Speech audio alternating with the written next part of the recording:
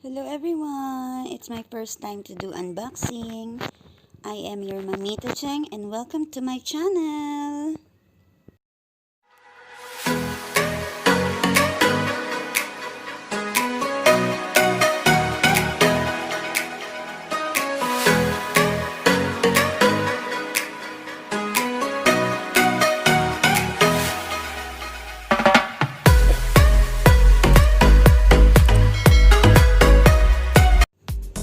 Mag-unbox tayo ng live broadcast equipment na ibinigay po sa atin ng isa sa aking mga supporter, and his channel name is Business TV.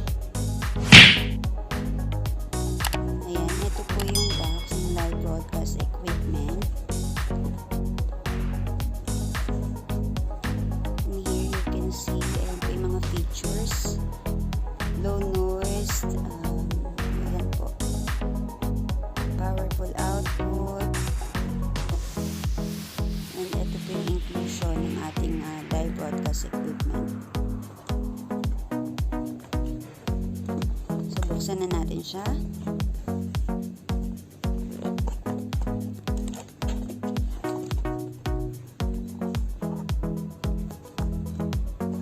Ayan, medyo mahirap. Ayan, so once you open, nasa top na agad yung yung manual. Ayan, yung manual po ng ating live broadcast equipment. So unahin natin buksan. Syempre nasa ibabaw na. Ito yung ating pop filter. So pop filter, noise protection filter for microphones. It serves to reduce or eliminate popping sounds caused by the mechanical impact or fast-moving air on the microphone during recorded speech and singing. Meron siyang adjustable screw. Then next is yung ating microphone. Ayan, color gold siya. And syempre meron din microphone foam. A beautiful foam material which protects your microphone against weak interference, makes your voice clear. Syempre yung condenser microphone cable na medyo maliit po yung dulo. Meron din tayong USB cable adapter for mic and earphone na very seldom naman po gamitin. And next yung ating shock mount. Will provide maximum isolation from handling vibrations and prevent unwanted movement of the microphone when you are recording. So siya yung mag-hold dun sa ating microphone.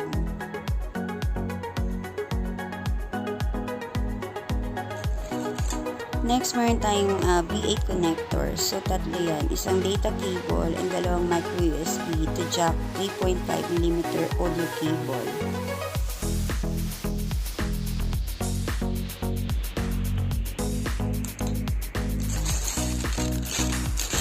Next is the table clamp. Allows you to hold your microphone to bar holder to your table or desk for strong support. So, pwede nyo siyang ikabit sa desk natin.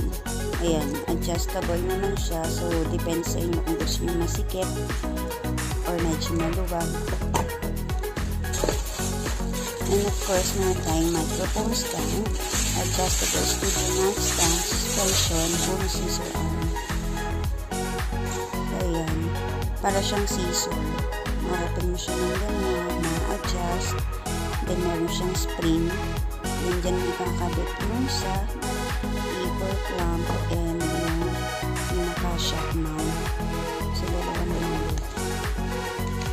And of course, ang ating V8 sound card, also called the soundboard or audio adapter.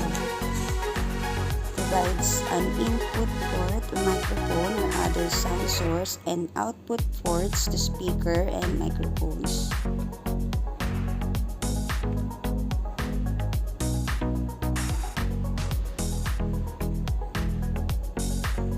Ayan, yun po yung iba't ibang slot para sa mga cable adapters and condenser mic, and yun din pong sa earphone, headset, and syempre sa dynamic mic din to. Yung dynamic mic, yun yung mga regular microphones na ginagamit natin for karaoke. I-assemble na muna natin siya. So first, assemble natin, kabit natin yung shock mount dun sa pinaka arm stand.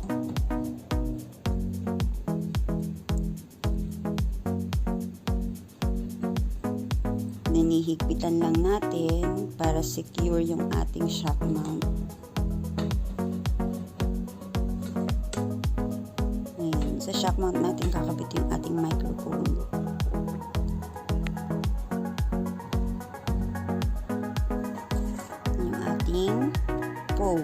Microphone foam. So for the microphone foam naman, depende sa inyo kung gusto nyo gamitin or no.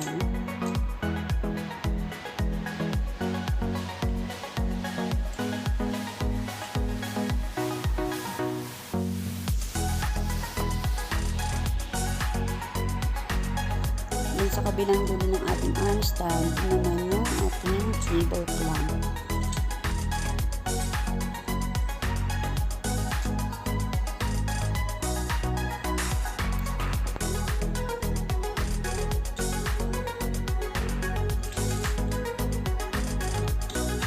So, for example, ito yung desk na gagamitin nyo. Ganyan lang po yung pagkabit.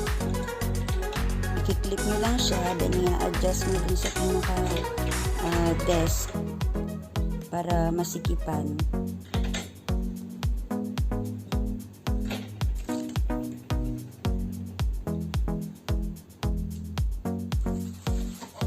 And then, for the pop filter, ayan, pwede nyo siya ikabit anywhere dun sa second level po ng arm stand ninyo.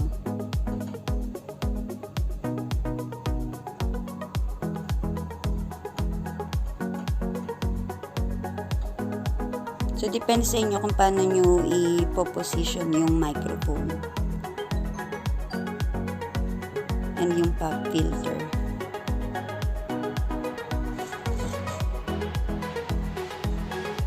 Ayan, ito yung V8 natin. So, ang ating condenser mic ay kakabit natin dun sa pinakadulo na maliit na slot.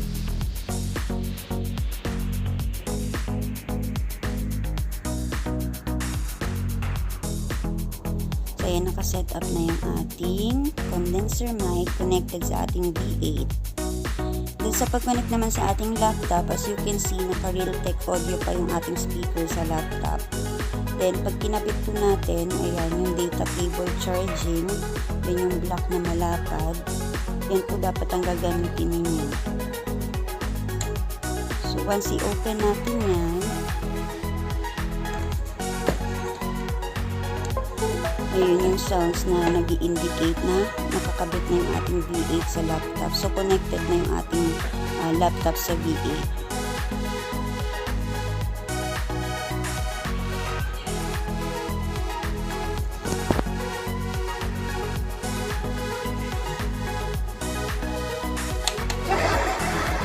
I-test. Gumagana na yung ating sound effects.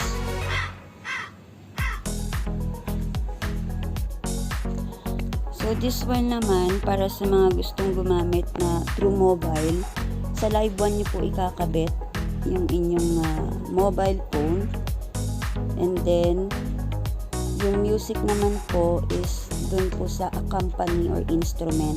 Dun nyo naman siya ikakabit.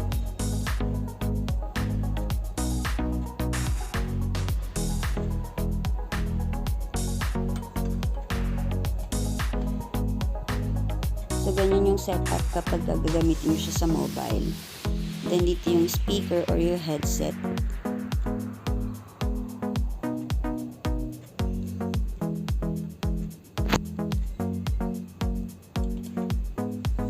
Ayan na po. So, yan na po yung complete setup po. Depende po sa inyo kung gagamit kayong speaker or your headset. Ayan.